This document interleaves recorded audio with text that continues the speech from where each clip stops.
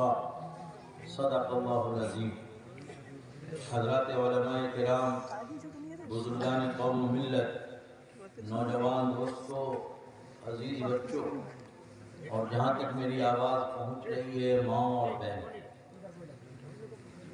سب سے پہلے تو میں حضرت مولانا مفتی توقیر عالم صاحب کو اور ان کے اساتذہ کرام کو مبارکباد دیتا ہوں کہ انہوں نے بہت مختصر وقت میں اس مدرسے کو سرسبز و شاداب کیا اور اپنی محنت، لگن اور اللہ کے فضل اور توفیق سے ایک بڑا قافلہ بچوں کا حفظ کا مکمل کیا ہے ان بچوں نے، اور یہ ہمارے سامنے موجود ہے۔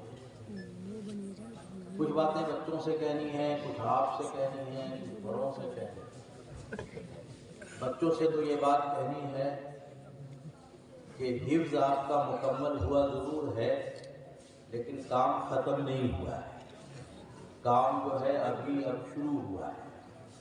کام یہ شروع ہوا کہ قرآن کریم کو ہمیشہ یاد رکھنا آپ کی ذمہ داری ہو گئی، اور یہ بہت بڑی ذمہ داری آپ کے سر ہے۔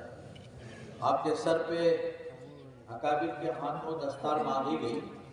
آپ سب حضرات نے اس کو دیکھا ہوگا کہ یہ دستار بہت اچھے انداز میں پریس کر کے قاعدے سے رکھا ہوا ہے، لیکن جب اس کو باندھنے کا وقت آیا تو آپ نے دیکھا ہوگا کہ مموڑ چموڑ کر کے سب کو شکن آلود کیا، اور پھر پیچ در پیچ اور مہا پیچ کر کے ان کے سروں پہ اس کو باندھا گیا۔ اس کا مطلب کیا ہے؟ اس کا مطلب یہ ہے کہ ان بچوں نے جو ذمہ داری اپنے سر لی ہے وہ بہت آسان کام نہیں ہے، وہ ایسے ہی پریشان کن کام ہے۔ اگر آپ نے اس پر توجہ نہیں کی تو پھر جو ہے وہ قرآن کریم آپ کے سینے سے نکل جائے گا، اور آج کل ہو رہا ہے۔ ہمارے یہاں رمضانی حافظوں کی تعداد بہت ہے، اور مدرسے والوں نے بھی یہ شروع کر دیا ہے کہ رجب میں باضابطے داخلہ لیتے ہوئے دور کرتے ہیں۔ یہ کیوں کرتے ہیں؟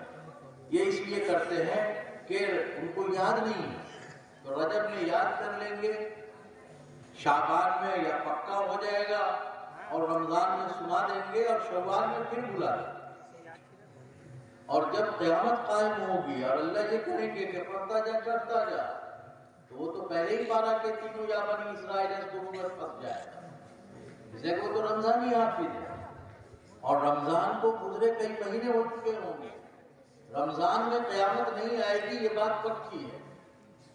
کب آئے گی؟ بعض روایتوں سے معلوم ہوتا ہے کہ وہ محرم کا مہینہ ہو، عاشورہ کا دن ہو۔ تو اس کا مطلب یہ ہے کہ رمضان میں جس بچے نے یاد کر کے سنا لیا اور شوال میں بھلا دیا، تو جب قیامت قائم ہوگی محرم میں، تب تک تو وہ صاف ہو چکا ہوگا۔ تو اس لیے یہ بڑی ذمہ داری ہے کہ آپ نے قرآن کریم کو اپنے سینے میں محفوظ کیا ہے، تو اس کی حفاظت بھی کیجیے۔ یہ جتنی آسانی سے محفوظ ہوتا ہے اتنی ہی آسانی سے نکل بھی جاتا ہے۔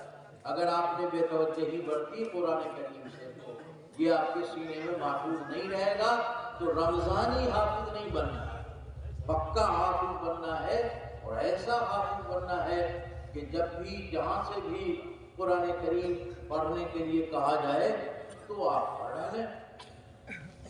ہمارے یہاں آج کل قرآن کریم کی اساتذہ سے کہہ رہا ہوں، قرآن کریم حفظ کرنے کے لیے جس قرآن کریم کا استعمال کیا جا رہا ہے وہ حافظی قرآن کہلاتا ہے، اور حافظی قرآن کے ذریعے حفظ کرایا جاتا ہے۔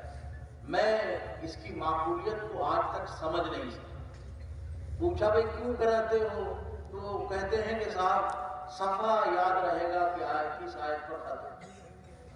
صفحہ کا یاد رہنا ضروری نہیں ہے، رکوع کا یاد رہنا ضروری ہے۔ یہ حافظی قرآن کریم سے جو بچے حفظ کر رہے ہیں ان کا رکوع غائب ہو جاتا ہے، وہ پارے کا رکوع نہیں بتا سکیں گے۔ اگر آپ ان سے پوچھئے فلاں پارے کی فلاں رکوع پڑھو، فلاں سورہ کی فلاں رکوع پڑھو، تو وہ نہیں بتا۔